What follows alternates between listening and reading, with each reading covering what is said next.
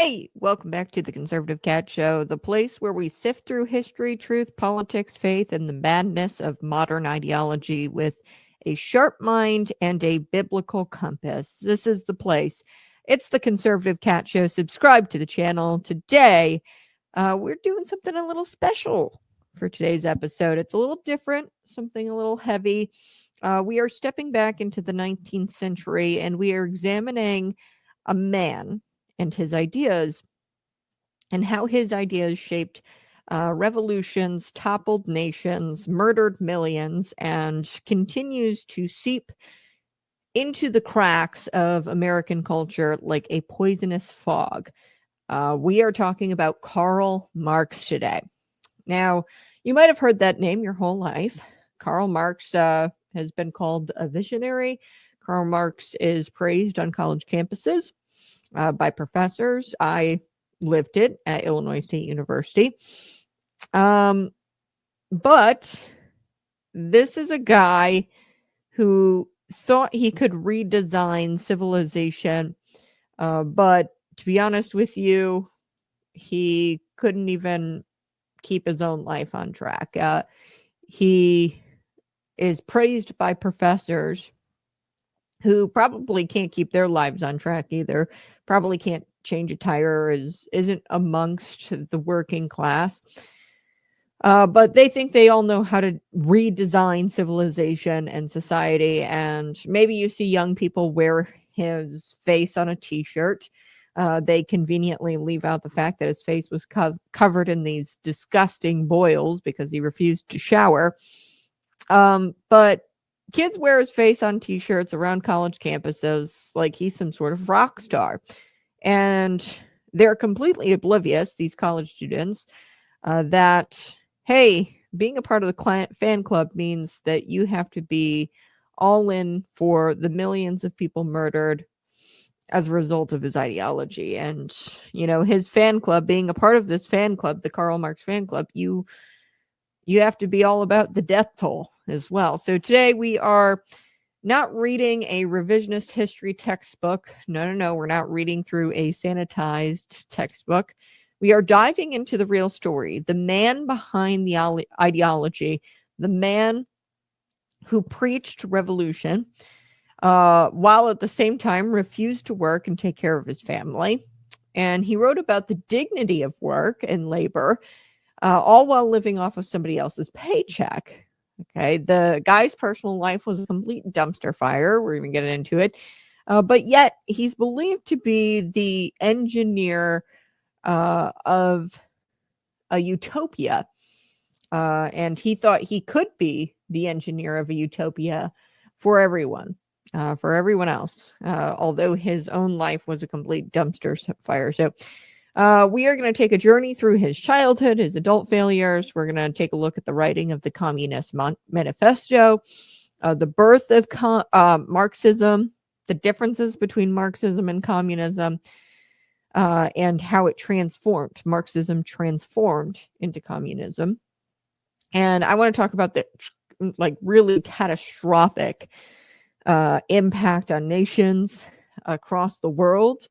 And yes, we are going to talk about how Marxism contradicts Christianity, liberty, human dignity, and reality. So reality itself. So settle in. This is a long form lesson. It's kind of like a documentary, kind of like part conservative cat commentary. It's 100% truth, though. I did my research on Karl Marx, and this is one of those episodes where I say, hey, archive it, share it with your kids at the dinner table. This is not revisionist history that is currently taught in K through 12 schools and in higher education. So let me start in Germany. The year is 1818. Cobblestone streets, horse-drawn carriages, the rise of industrialization humming in the distance. And there's this little city called Trier, right? This is a wealthy, middle-class family. They welcomed a little baby boy, and they named him Karl Marx. His father, Heinrich Marx, was a lawyer, a respected lawyer, and his mother, Henriette, okay, came from a very comfortable lifestyle, a Dutch Jewish family, and they were not struggling. Okay, Karl Marx's family did not struggle. They were not oppressed. They were not downtrodden workers. Okay, uh, suffering and misery. Okay, they were stable, and prosperous. And he was a lawyer, middle class. Some would argue upper middle class. Okay, yeah. Ironically, Karl Marx, he spent most of his life writing about how his parents were villains and how people like his parents were villains, um, and were the villains of history. So young Karl, he was brilliant. Okay, no doubt. He absorbed books like oxygen.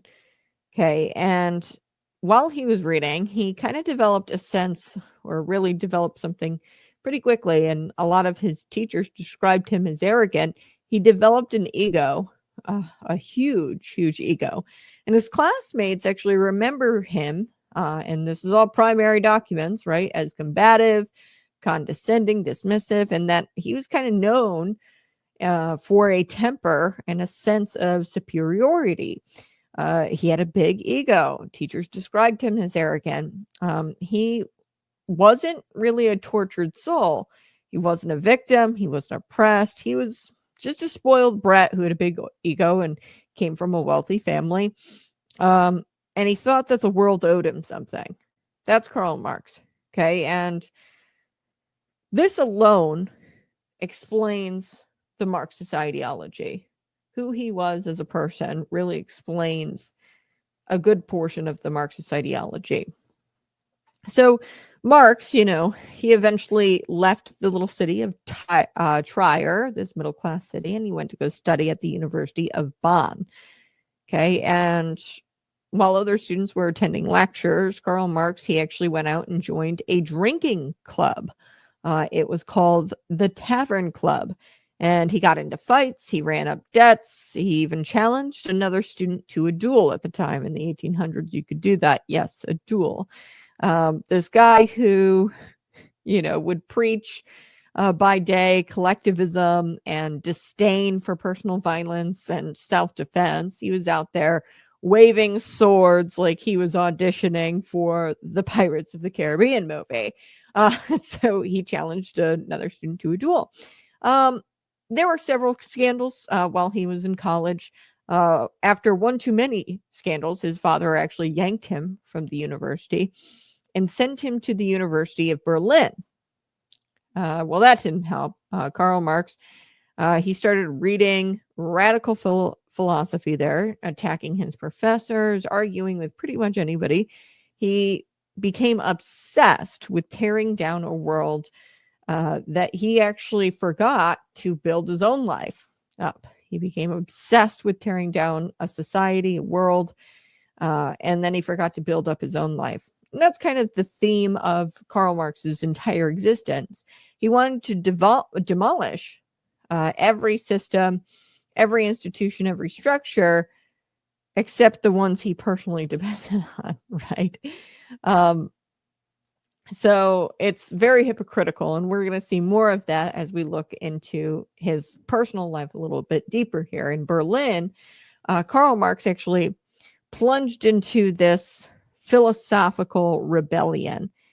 He plunged into this world, and he devoured the readings of Hegel, Feuerbach, and some other really thinkers, not doers, okay, but they thought a lot about religion, how much they questioned it and hated it. They thought a lot about morality and tradition, hated morality and tradition. A lot of these, writings from these people he was studying, and he wasn't simply reading and educating himself. He was absorbing, and he became very resentful, bitter, and had a sense that society itself was fundamentally broken. So really he was brainwashed by some of these other, philosophers. But despite his big dreams and bigger opinions, he couldn't hold down a job. Okay, he really attempted at journalism, but his editors always would fire, or like quickly realized while he was on the job that he would turn like every single article into a rant against society. And that didn't make for good journalism, right? So the employers discovered something pretty profound about Marx, that he was good at criticizing work rather than doing it. So he eventually got married, shockingly. Jenny von Westphalen.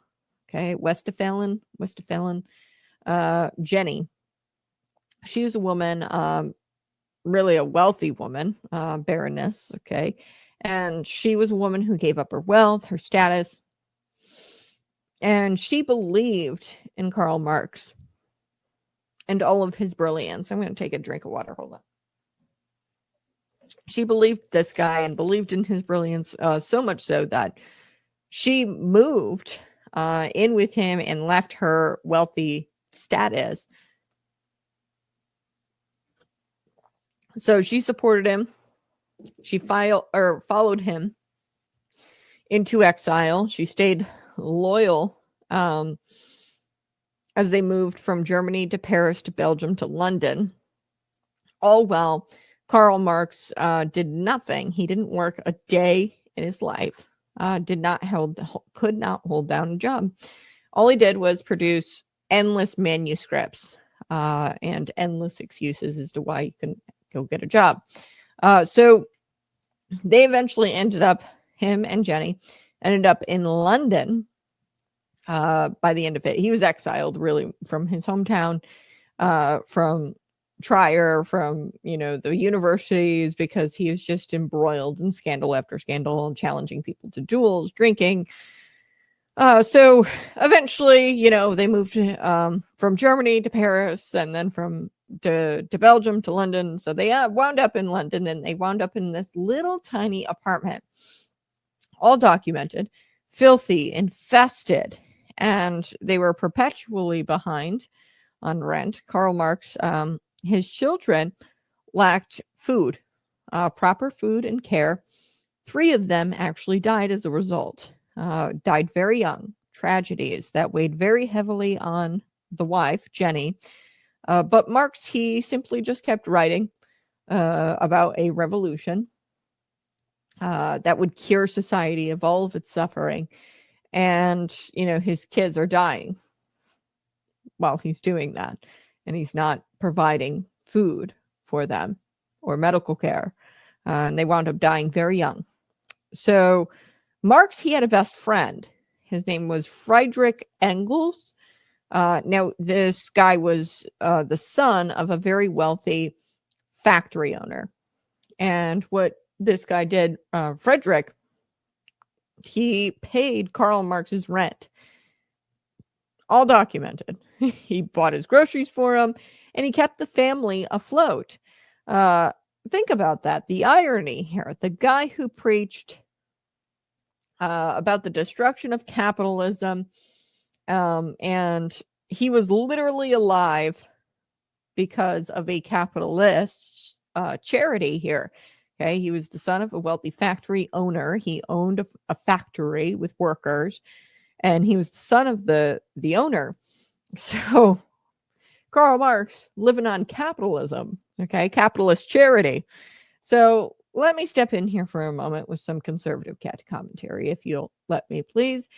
The entire ideology depends on someone else paying your bills. Maybe, just maybe, if this entire ideology is based on that, maybe that is not the golden path to utopia.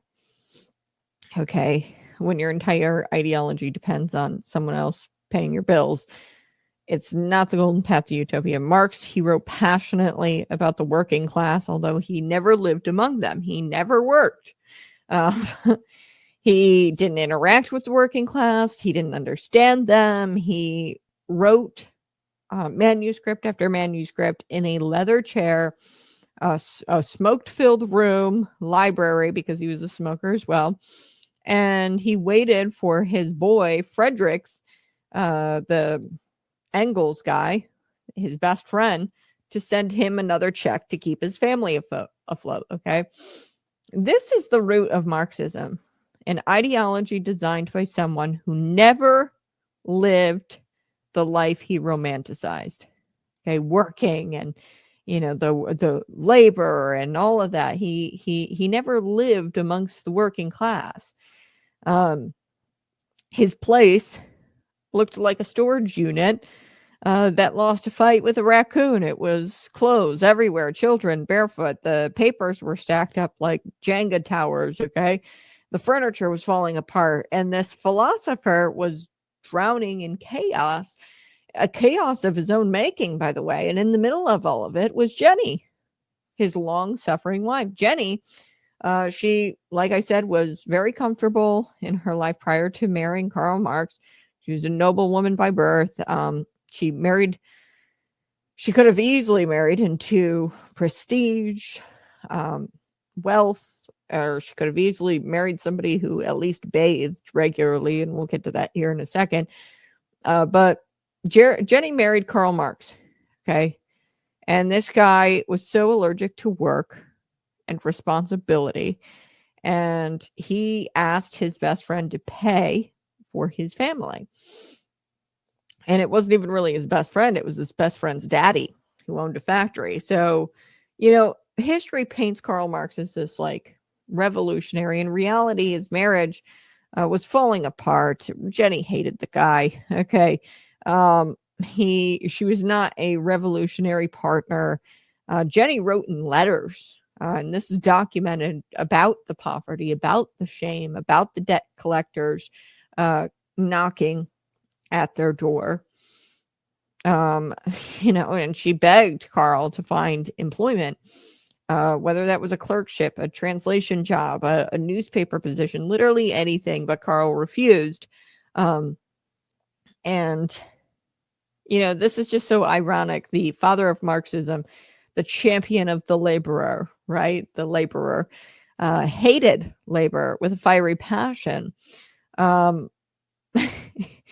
And, Jenny, she loved him, but definitely after the death of her children, her 3 young children, she wrote in letters talking about how she pawned off her jewelry, talking about how she sold off family heirlooms, borrowed money from friends, stretched pennies, and she hated it. She watched helplessly as they buried multiple children. And because they didn't have enough money, they had to bury their children in unmarked graves at the time as well. Something that weighed very heavy on her. And amidst all of this, it gets worse, because the Marx family, and this is where Jenny really started to hold anger and resentment in her heart towards Karl Marx. The Marx family, they actually had a servant girl.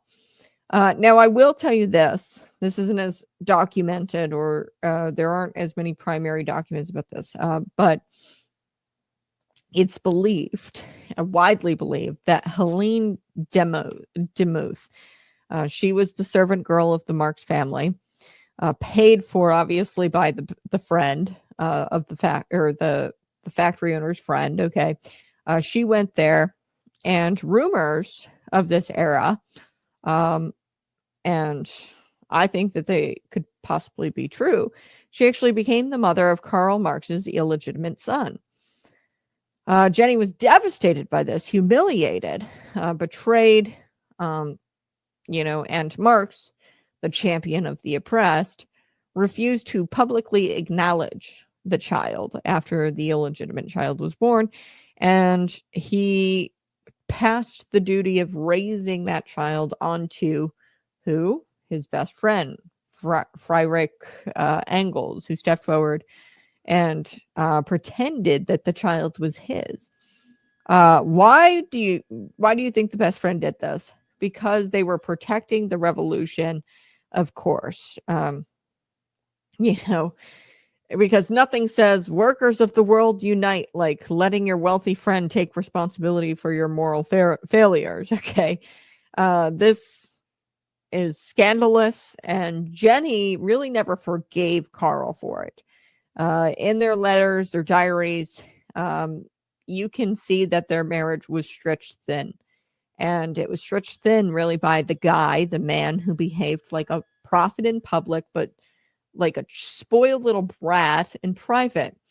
Now I want to talk about the painful boils on Karl Marx's backside, his thighs, and lower back for years. These were like blemishes, and they weren't like little blemishes, okay? These were massive infected boils that made sitting for long hours impossible for Karl Marx. Doctors recorded this. Karl Marx wrote about them himself. He complained. He actually called it, quote, unceasing torture. They oozed, they burst, they would return, they multiplied. These physical manifestations of a man living in filth, stress, and poor hygiene. And you might say, Kat, why does all this really matter? You're talking a lot about who Karl Marx is, because Karl Marx's boils are really a metaphor to his entire life. He was a man who declared he could fix the entire world, but his own body was literally revolting against him. This is a guy who promised a perfect society, yet he couldn't keep his home clean and his wife happy. Okay, this is a guy who designed a flawless economic system, yet couldn't support his family. This is a guy who wrote about the dignity of labor, yet refused to do any actual labor himself. So this guy's ideas infected nations and killed millions of people, which we will get to here in just a second.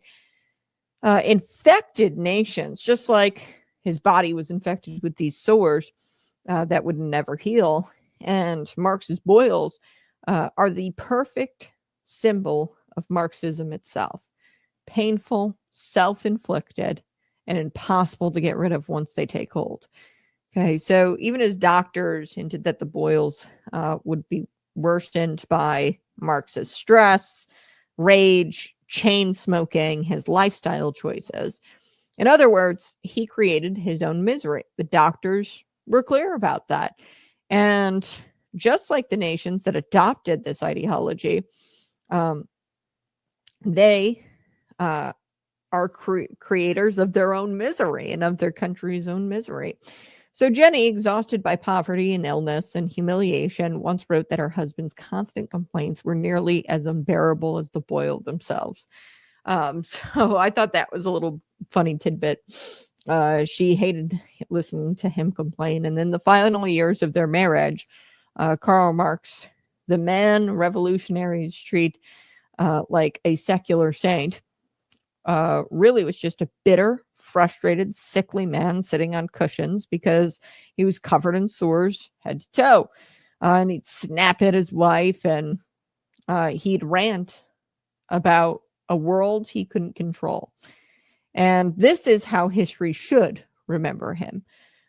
His household family, like his members of his family, and he had 3 children die due to malnutrition and sickness. His household remembers him as a burden. Jenny remembers him as a burden. So let's get to 1848. Sorry, excuse me. And it was simmering with unrest in Europe. Okay, 1848, there was unrest, and it was just simmering. Revolutions, they started to burst out like firecrackers. Okay, and sensing the moment, Marx and his buddy Engels, they wrote something called the Communist Manifesto. So this isn't really long, the Communist Manifesto. It's well organized, but it was very powerful, and it's like a little pamphlet almost. And it was powerful because it promised paradise without cost, equality without effort, and justice through rage. And you could imagine the effect that the Communist Manifesto had on a very unrestful Europe in 1848. Okay, so Karl Marx argued that history was nothing but a conflict between two groups, the oppressed and the oppressors, the owners and the workers, the bourgeoisie and the proletariats. Okay, that's the terminology they used back in the time. The bourgeoisie,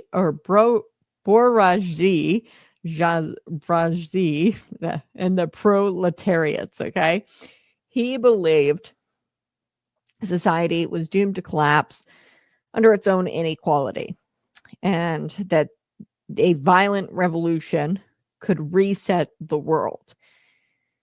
Okay, so just imagine Marx sitting in his cramped little London apartment, broke and lecturing the world about economics, the economics he's never practiced, by the way, because he's never worked a day in his life. Remember that. He claimed that private property was the source of all suffering. Yet he never gave up his own possessions. He claimed families were oppressive, yet depended on his wife to keep their household from completely collapsing. And he claimed that religion yet was a lie, yet he didn't offer any kind of spiritual alternative except obedience to the state. That is what he wanted. You couldn't be religious or you couldn't have a God because that would interfere with your obedience to the state. So the manifesto hit Europe in 1848 and it spread like wildfire. It became the rallying cry of these revolutionaries there. Students, activists, political movements all over the world. And yet here's the irony. Marx himself was so abrasive, so unlikable, so controlling that the very socialist groups he would try to join would keep kicking him out. They said that he insulted them and everyone. He demeaned his allies, monopolized leadership, and treated collaborators like enemies. So Karl Marx couldn't even run a club. Okay. But he believed that he could rewrite civilization, run civilization with his ideology. Okay, so let's step away from Marx the man and look at Marx the thinker, the architect of this worldview that would shape the 20th century. So Marx began here with a simple belief that human beings are defined by their relationship to the economy. Okay, not by their soul, not by their identity as children of God, not by their family, their individuality, or their free will, just their economics. And that is the first catastrophic mistake, because Christianity, you and I were Christians, teaches that the ultimate struggle is spiritual, a battle between good and evil, truth and falsehood, righteousness and sin. But Marx rejected God entirely, and he replaced him with the state, with the collective, with the human-designed utopia, So Karl Marx, he didn't believe just that religion was wrong. Okay, he thought it was dangerous, and he actually went as far as to, quote, call it the opium of the people, claiming that faith numbed the masses and prevented them from revolution, right? He believes that you got to have this big revolution to reset the world. And he wanted to liberate mankind, not from sin, but from God himself. So let me pause there a moment. Any ideology that begins with declaring war on God is guaranteed to end in bloodshed. Okay, any ideology that gives the big finger to God is going to end in bloodshed, and it's going to end badly. Okay. Karl Marx also believed that families were breeding grounds for inequality because parents would pass on wealth, values, and property to children. And he argued that the traditional family structure needed to fade away. He believed individuals were irrelevant and that only the collective mattered. Not the family. Your rights didn't matter. Your identity didn't matter. And the state was going to speak for everybody. Okay, the government. Now, this wasn't just economics. This was a new religion. Okay, a godless religion. Okay, so he envisioned a future where the government would control things like education, industry, communication, transportation, and even human relationships. He believed that once capitalism died, after this big old revolution he wanted, human nature would magically improve, and greed would vanish, conflict would disappear, and everyone would share everything peacefully. Now, I mean, if you've lived more than 5 minutes, okay, you know that's not how human beings function. But Karl Marx didn't care. He wasn't describing humanity as it is. He was describing humanity as he wished it would be. And the world ultimately is going to pay the price. I'm going to take a quick break, smash that like button, share this out with your friends. You're listening to Conservative Cat.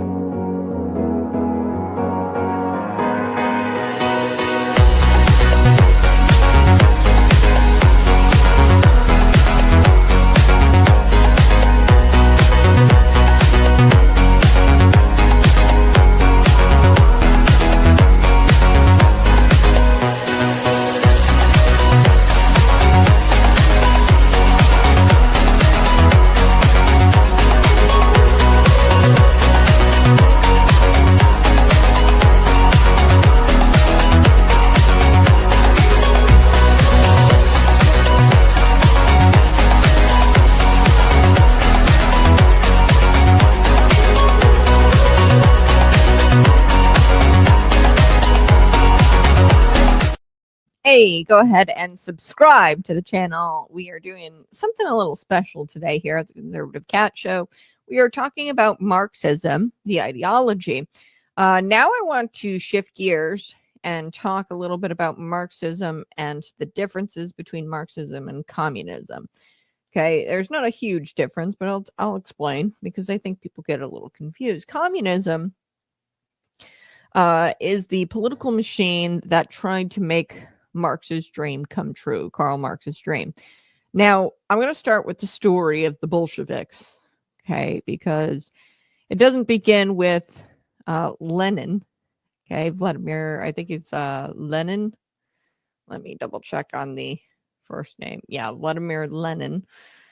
It doesn't start with him standing on a balcony proclaiming victory. It begins years earlier with restless Russia and a failing monarchy and a small group of radicals obsessed with Karl Marx. So I'm going to dig into the Bolsheviks a little bit and who they are, because you'll see how this is communism. This is like the political machine. Marxism is the ideology. Communism is the political machine that tries to make Karl Marx's dream a reality. Okay, so Russia at the turn of the 20th century was a pressure cooker. Okay, the Romanov dynasty had ruled for centuries. Okay, but their power was slipping. The country was massive, diverse, and really hard to govern, and poverty was widespread. The world was modernizing, but Russia here was not. They were still kind of stuck in their medieval ways. This was a dynasty of Russia really until, I mean, this is a long time, from 1613, from 1917, and it was toppled by the Bolsheviks, okay, in this revolution ultimately, okay.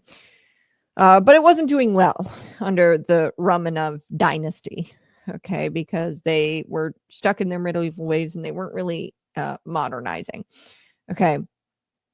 And into that environment in stepped these guys who read Karl Marx, not as theory, but as scripture, and really took Marxism for what it was, which was a godless religion. And these people called themselves the Bolsheviks, meaning the majority, though they were anything but. They were not the majority in Russia at the time.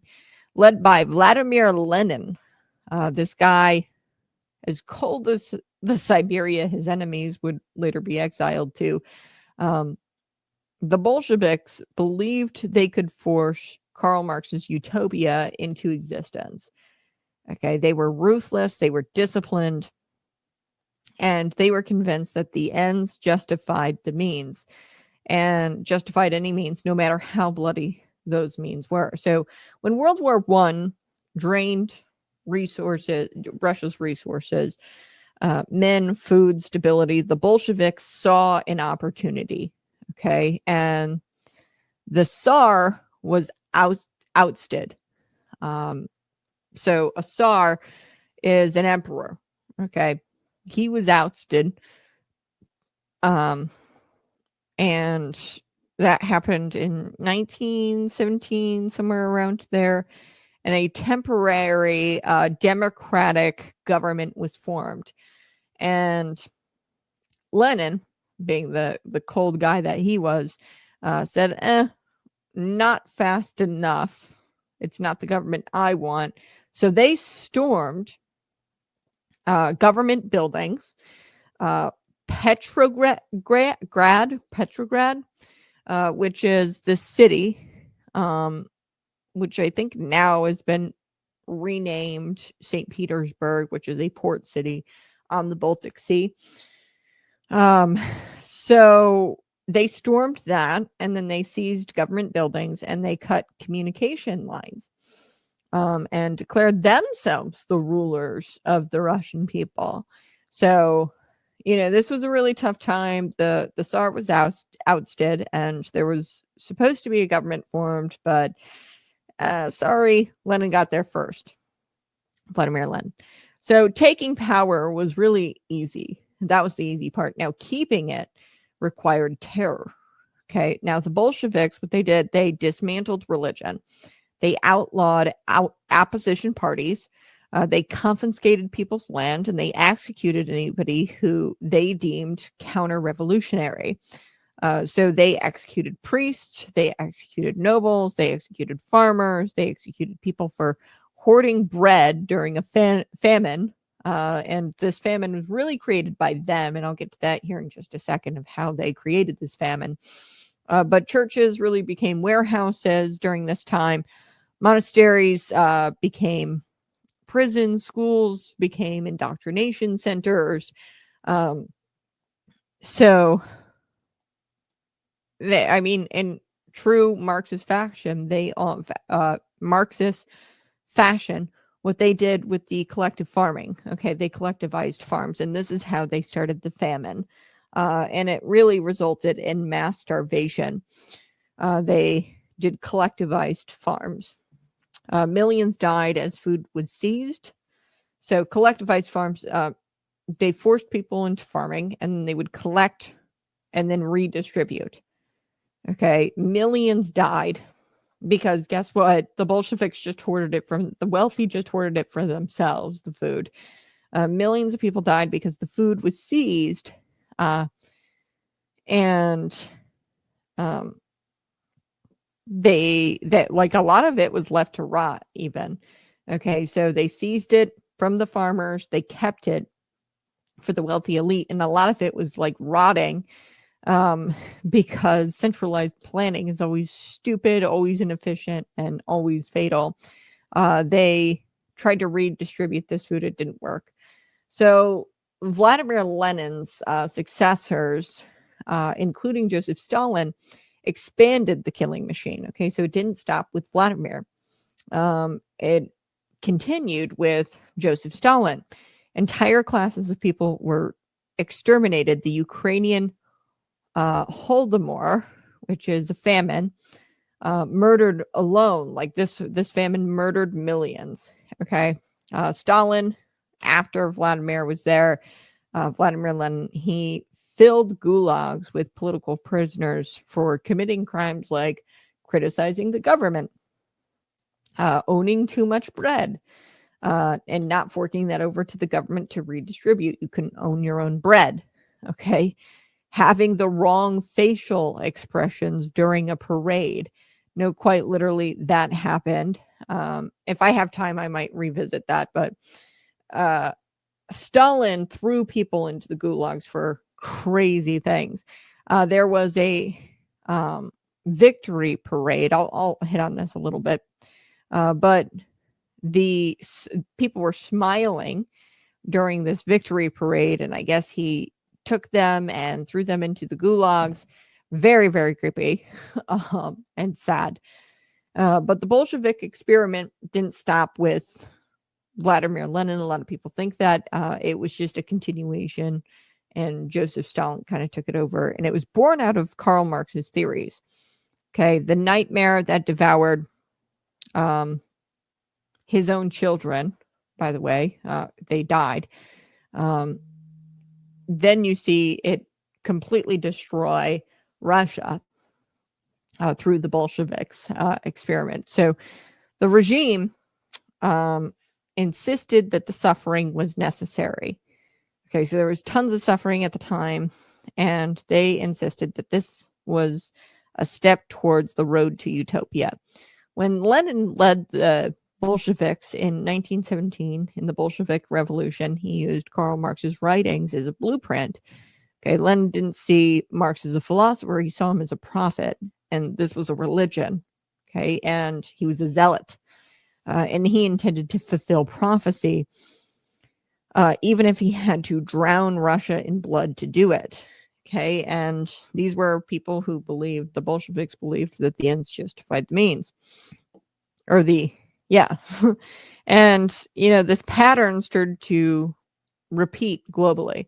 We saw it in Russia, we saw it in China, we saw it in Cuba, North Korea, Cambodia, Vietnam, Eastern Europe. Okay, everywhere communism took root, the same events unfolded like a tragic script. Confiscation of land, seizure of private property, abolition of the free markets, one-party rule, censorship, secret police. Oh, I'm going to take a quick break. I'll be right back.